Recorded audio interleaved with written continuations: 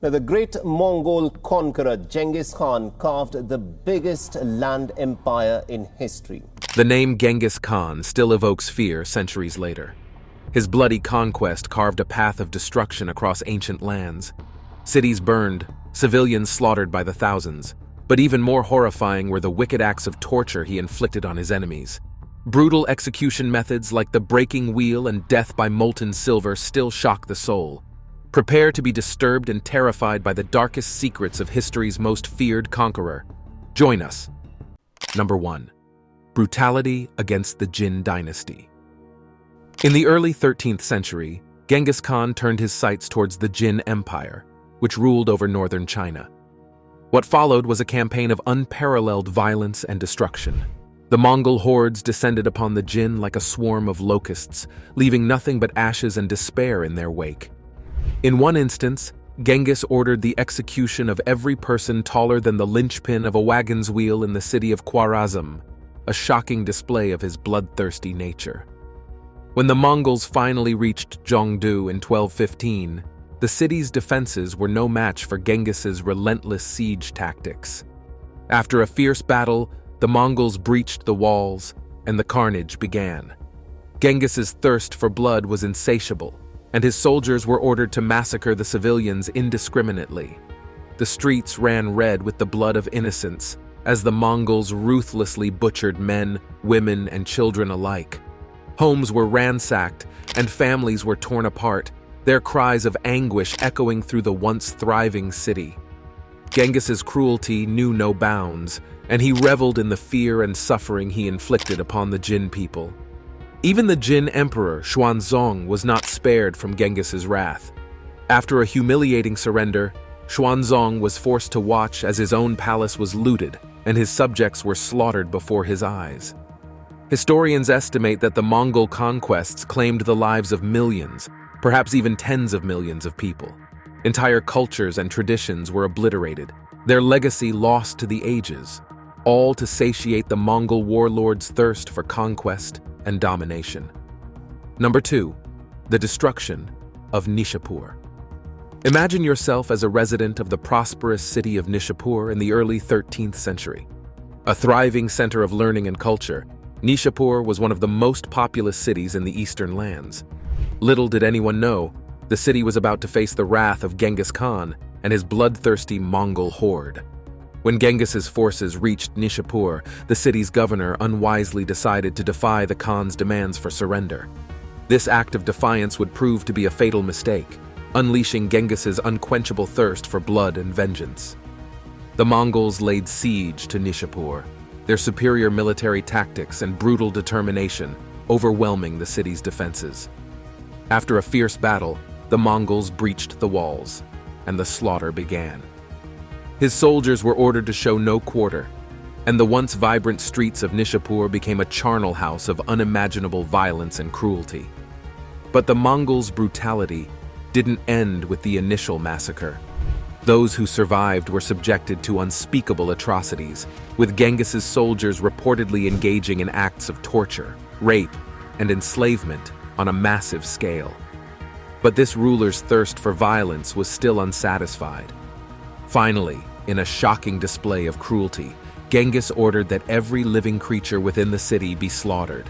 Even the cats and dogs were not spared from this horrific fate, their lifeless bodies adding to the macabre scene of devastation. The destruction of Nishapur was so complete that contemporary historians likened the city to a desert of desolation. Genghis Khan's conquest left an unforgettable mark on the region, serving as a chilling reminder of the price of defiance against the Mongol Empire's insatiable quest for domination. Number 3. Genocide of the Kade tribe. Long before Genghis Khan became the ruler of one of the largest empires in history, he faced fierce competition from the Kade tribe, one of the many groups that roamed the Mongolian steppes. Their fate, however, would serve as a dark and shocking reminder of Genghis's ruthless ambition and his willingness to eradicate any threat to his power. The Kade tribe, led by Togrul, was instrumental in Genghis Khan's early rise. Togrul, also known as Khan, was once considered a father figure to Genghis Khan. offering him refuge and support in his youth. However, as Genghis's power grew, so did the strains on this alliance. The breaking point came when Togrul, influenced by his son and fearing Genghis's growing power, turned against him, reversing their roles from protector to adversary. This perceived betrayal was something Genghis could not and would not forgive. For a man like Genghis, betrayal by a friend was not just a personal attack, but a challenge to his authority that could not go unpunished. The response was brutal and absolute. Genghis Khan's forces attacked the Kharid tribe with a ferocity that was both strategic and personal. The Mongols decimated the Kharid, killing scores of warriors in battle. But Genghis's vengeance didn't stop at the battlefield. After subduing the tribe, he ordered the execution of not just the warriors, but also the non-combatants. Men, women, and children of the Kharid were put to the sword in a cold, calculated act of genocide designed to completely erase the tribe from history. The brutality extended beyond physical violence. Genghis Khan sought to erase all traces of the Kharid cultural identity, their traditions, and their lineage. The surviving members of the tribe were absorbed into the Mongol Empire, their identities wiped clean, forced to abandon their heritage and history. This was about sending a message to anyone who dared defy Genghis Khan that the same fate awaited them, highlighting a reign that was both incredibly effective and unspeakably cruel. Number 4. Decimation of the Khwarezm Empire. Have you ever wondered how an entire empire can vanish off the map? Enter Genghis Khan and his encounter with the Khwarezm Empire, a saga marked by betrayal, vengeance, and ruthless efficiency that reshaped the course of history in Central Asia. The Khwarezm Empire, flourishing along the Silk Road, was a hub of trade and culture. However, in 1219, a diplomatic mission sent by Genghis Khan was horrifically massacred under orders from the Shah of Khwarezm. This act of betrayal ignited the fury of Genghis Khan like dry grass to a flame. His response? A calculated and terrifying military campaign that would leave Khwarezm in ashes. The Mongols attacked relentlessly, city after city from Otrar, where the massacre of the caravan had occurred, to the wealthy trading hub of Bukhara. In Bukhara, after seizing the city, Genghis Khan is said to have declared to the mosque congregation that he was the flail of God, sent to punish them for their sins, an eerie declaration of divine retribution. The sacking of Samarkand followed, a city renowned for its defensive walls and formidable warriors. The Mongols besieged the city with such brutality that resistance crumbled within days. The aftermath was chilling: piles of skulls, streets awash with the blood of the fallen, and survivors enslaved or killed. The message was clear: no one defies Genghis Khan without dire consequences. The decimation of the Khwarezm Empire is a grim chapter in the annals of history, showcasing Genghis Khan's merciless nature and his strategic use of fear as a weapon. It's a story that reminds us of the devastating impact of wrath and revenge on the tapestry of human civilization. Number 5. Execution methods: the breaking wheel and molten silver. Let's delve into two of the most horrifying execution methods wielded by the Mongol warlord himself: the breaking wheel and molten silver. Genghis Khan didn't merely conquer lands, he reveled in the suffering of those who dared defy him. In February 1221, his forces laid siege to the city of Merv in modern-day Turkmenistan. When the people of Merv surrendered, the conquerors responded with vengeance. Genghis himself sat on a golden throne, watching as men were dragged before him and executed. It was a day of shrieking, weeping, and wailing, but that was just the beginning. The invaders tortured the wealthy citizens of Merv, forcing them to surrender their money and jewels. But the bloodlust wasn't satisfied. Historians estimate the death toll at a staggering 1.3 million. Khan apparently ordered each of his soldiers to kill at least 300 people. Imagine the horror: the streets running red, families torn apart, and the once thriving metropolis reduced to ashes. Genghis's cruelty knew no bounds, and he reveled in the fear and suffering he inflicted upon the Jin people. Now let's turn our gaze to molten silver, a fate so gruesome it chills the soul. Tagin Khan, widow of Genghis Khan's successor Kade Khan, ruled with an iron fist. She elevated her slave, a woman named Fatima, to a position of power. Her sons seethed with resentment, feeling they deserved more than a slave woman by their mother's side. But it would be her own son, Guyuk, who would ultimately remove her from power. Some say Guyuk assassinated her, but the reality was far more gruesome. Tagin was rolled in a carpet, and on Guyuk's orders, a herd of horses trampled her to death. The earth itself bore witness as her bones shattered, bloodless and silent. No spilled blood, you see, because royal blood, they believed, would cause terrible natural disasters. Tagin's demise echoed through the annals of history, a chilling testament to the Mongol thirst for power and vengeance. Number 6. Killed his half-brother over a hunting dispute. It's hard to imagine that a dispute over a hunting catch could lead to murder. But in the world of Genghis Khan, such brutal resolutions were not just possible, they were often the reality. Early in his life, before he became the great unifier of the Mongolian steppes, Temujin, as he was known then, demonstrated the fierce and uncompromising nature that would characterize his rule. The victim, his own half-brother, Bektar. This was not merely a familial squabble gone wrong. It was a chilling precursor to the bloodthirsty ruler Genghis Khan would become. The dispute arose during a hunting expedition, a common activity that was both a pastime and a necessary part of survival on the steppes. Hunting was governed by strict rules about who had the right to claim the catch, and these rules were taken seriously, as they often reflected the hierarchical dynamics within the tribe. So, young Temujin, already showing signs of leadership and a strong will, got caught in a heated argument with Bektar over who had the right to claim a particular catch. The argument escalated, driven by deeper undercurrents of rivalry and resentment. Bektar, as the elder half-brother, held a position that Temujin might have perceived as a threat to his future ambitions. The culmination of this dispute was shocking. Temujin killed Bektar. This act of fratricide was not just about a piece of game. It was a decisive move by Temujin to eliminate a rival and assert his dominance, even if it meant crossing the taboo line of killing a family member. In the harsh world of Mongol tribal politics, power and survival often trumped familial bonds. This ruthless decision is a stark illustration of Genghis Khan's merciless nature and his readiness to use violence to resolve conflicts and consolidate power. It set a tone for his later conquests, where his brutality would be shown on a much larger scale, affecting not just individuals or families, but entire nations. Number 7. Execution of the Tatar army. Tucked within the chronicles of this Mongol conqueror's life is a tale so brutal it's chilling to the bone: the execution of the Tatar army. This act wasn't just warfare, it was personal, tracing back to Genghis Khan's youth, and it showcases his bloodthirsty approach to settling scores. Early in his life, Genghis Khan, then known as Temujin, suffered a grievous betrayal at the hands of the Tatars. They poisoned his father, leaving his family destitute and vulnerable, a scar that lingered in his memory.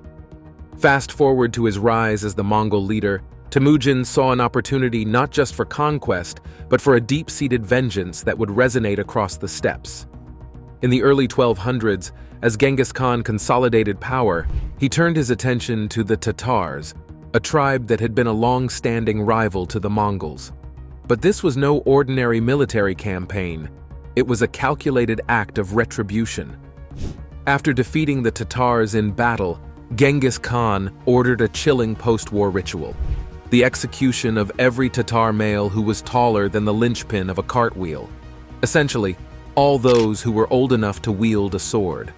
Why such a specific and gruesome criterion? Genghis Khan was not merely decimating his enemies. He was ensuring that no future generation of Tatars could rise against his empire. This act was both a strategic elimination of threats and a terrifying message to any who might challenge his authority. The impact was devastating. Entire lineages were wiped out in a single sweeping decree.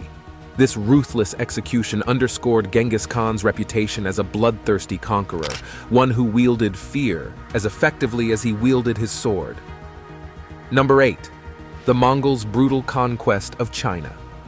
Did you know that the Mongol conquest of China under Genghis Khan wasn't just a military campaign, but a lesson in annihilative warfare?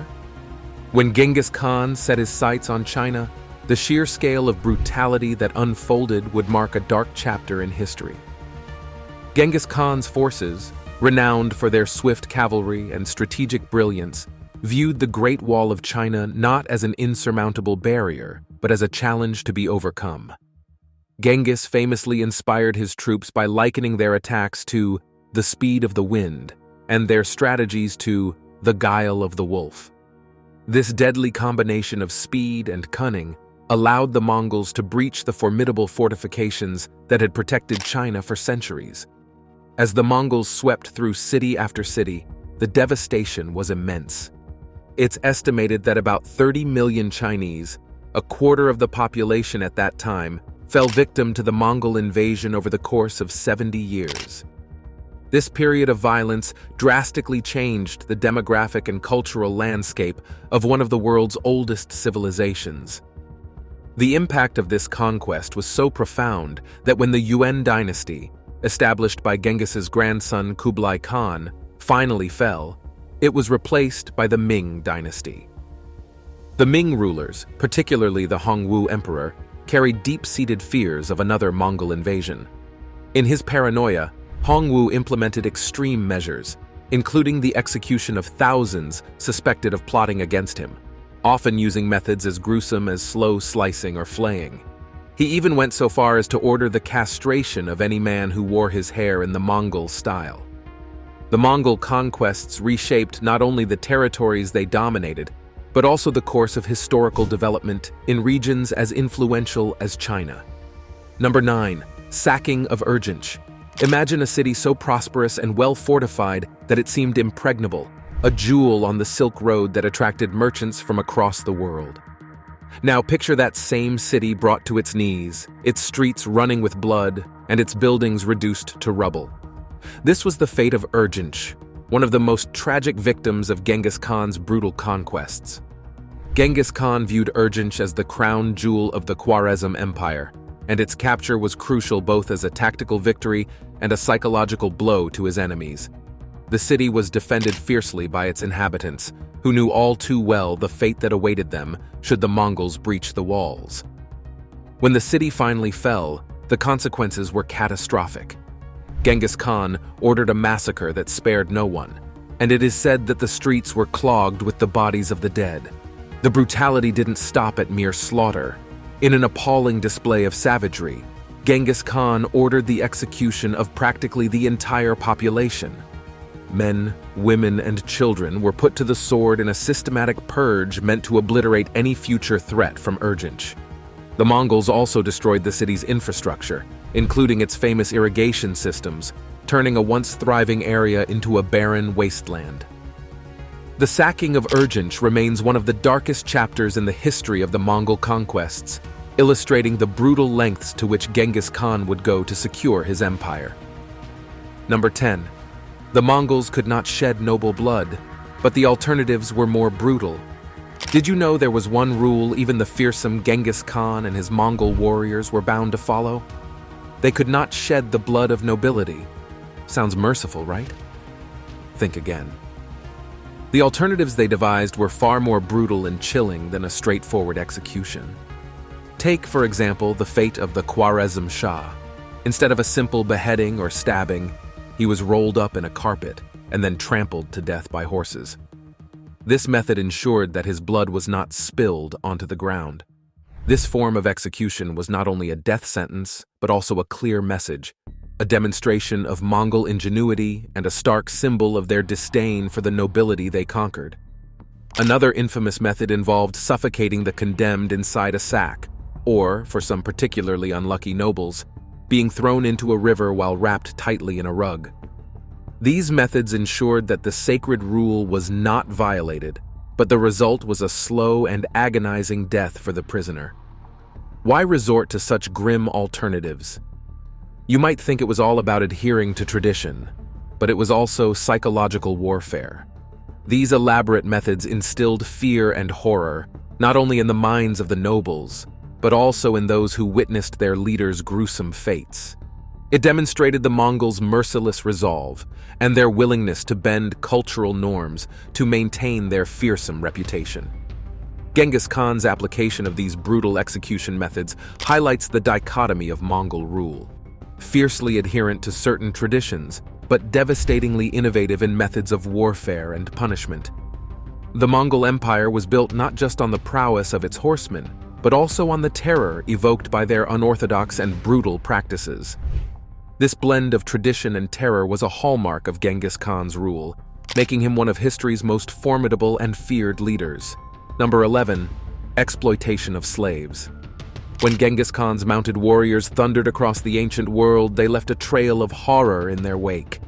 You see, for the bloodthirsty Mongol emperor, conquest was never enough. He sought to break the will and identity of those he subjugated. Among the cruelest fates inflicted by Genghis was the enslavement of conquered populations. After razing cities and slaughtering resistors, the Khan's forces would round up survivors to be marched in chains back to Mongolia. These wretched captives became nothing more than property to the Mongols. Records tell of young women from elite families being forced into sexual slavery, catering to the depraved desires of Mongol warriors. Men deemed able-bodied were put to back-breaking labor, toiling endlessly on construction projects or tending livestock. Any who dared defy their Mongol masters met horrific penalties. In the aftermath of the 1219 invasion of Khwarezm, over 200,000 artisans and skilled laborers were enslaved and sent to rebuild Mongol cities like Samarkand. Contemporary accounts describe these slaves being beaten mercilessly for any perceived lapse in effort. Perhaps worst was the fate that befell the Karakitan people after their defeat. Genghis ordered that 50% of males over 7 years old be executed. The surviving population was then enslaved en masse and absorbed into the Mongol military machine. Entire bloodlines saw their history and identity erased forever. Enslavement served not just to fuel the Mongol war economy, but to systematically erase resistance. By stripping away freedom, language, culture, the very essence of a conquered people, Genghis dehumanized his subjects into total submission. This depraved enslavement campaign highlighted the depths of the Khan's hunger for domination over the known world, no matter the human cost. Absolute conquest, by any means necessary, was the only path. Number 12. Response to Sultan Muhammad II of Persia. When Genghis Khan sent a trade caravan to establish diplomatic and commercial ties with Sultan Muhammad II of the Khwarezmian Empire in Persia, he had no idea that it would ignite one of the most brutal campaigns of his conquests. Imagine being Genghis Khan, who believed in the potential benefits of trade, only to have your emissaries, traders, and the goods they carried brazenly executed and seized by the Sultan. How would you respond? Well, if you were Genghis Khan, it would be with a fury that would be remembered for centuries. In 1218, this affront by Sultan Muhammad did not just lead to a diplomatic spat, it led to war. Genghis Khan's response was not merely a military campaign, it was a devastating retribution that would lead to the utter destruction of the Khwarezmian Empire. The Mongol retaliation was characterized by its ferocity and the sheer scale of its brutality. The Mongols invaded the empire in a multi-pronged attack that swept across the region like a wildfire. City after city fell to the Mongols, with each conquest seemingly more brutal than the last. In Bukhara, Genghis Khan himself is reported to have declared to the mosque congregation that he was the flail of God, sent to punish them for their sins. It wasn't just a conquest, it was a divine mission, at least in the eyes of Genghis Khan. The Mongols' methods during this campaign were notoriously brutal. Populations of entire cities were massacred, and the infrastructure that supported life and trade, including irrigation works, was deliberately destroyed. Sultan Muhammad II, the trigger of this wrath, fled westward, chased by the Mongols, but he never faced Genghis Khan directly again, dying on an island in the Caspian Sea in 1220. Genghis Khan's campaign against the Khwarezmian Empire illustrates not just his capability for wide-scale destruction, but also his keen use of psychological warfare. By responding with overwhelming force, he ensured that the story of Khwarezm would serve as a dire warning to others about the consequences of crossing the Mongol Empire. This campaign didn't just break the back of a powerful state, it reshaped the political landscape of the region for decades to come. Number 13, biological warfare, the Siege of Kaffa. The year is 1346, and the Mongol forces under the successors of Genghis Khan lay siege to the Genoese trading port of Kaffa in Crimea. What unfolds next is not just a conventional siege, but a horrifying early instance of biological warfare, a tactic so gruesome that it would leave a mark on history. As the siege dragged on, the Mongol army was struck by an outbreak of the bubonic plague. This deadly disease decimated their ranks, but instead of retreating, the Mongols turned their affliction into a weapon. Historical accounts suggest that in a desperate and diabolical move, the Mongol commanders ordered the bodies of plague victims to be catapulted over the city walls into Kaffa. The intent was clear. If the plague was to be their downfall, it would also be their weapon. You might wonder, how effective was this terrifying strategy? The results were catastrophic. The disease spread rapidly within the walls of Kaffa, causing death and panic. The Genoese survivors fled the city by ship, unknowingly carrying the plague with them to Europe, where it would eventually kill millions of people, in what became known as the Black Death. This episode at Kaffa is perhaps one of the earliest recorded uses of biological warfare. It highlights not just the Mongols' strategic ingenuity, but also their merciless resolve to win at any cost. The decision to use plague-infected corpses as a weapon shows a chilling willingness to exploit the suffering and chaos caused by disease, turning a natural epidemic into a deliberate act of war. Number 14. Humiliated and enslaved people of other religions.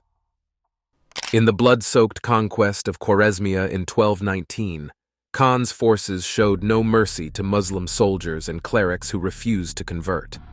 One account tells of captives being rolled in carpets and trampled to death by horses for defying conversion orders. The psychological warfare went further. Khan enslaved skilled workers like architects, forcing them to labor in building projects that glorified Mongol supremacy over Islam. The devastation of Nishapur in 1221 scarred the Muslim world. After capturing the city through treachery, the Mongols slaughtered Nishapur's population by the hundreds of thousands. Solely for their faith, Muslims suffered horrific fates. Scholars were killed, mosques desecrated and turned into stables.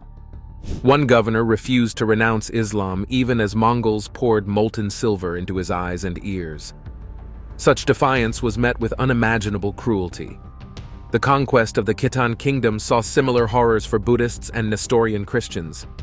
When the city of Samarra fell in 1237, Mongol commanders forced Christian captives to be used in brutal siege tactics as human shields against fellow believers. Those who surrendered monasteries were enslaved en masse. These shocking atrocities showcase how Genghis wielded religious subjugation as a psychological weapon. By humiliating clerics, destroying holy sites, and coercing slaves into desecrating their own faiths, he aimed to extinguish the spiritual backbone of resistance. Such domination was a hallmark of his reign of terror. Number 15. Use of human shields in battle.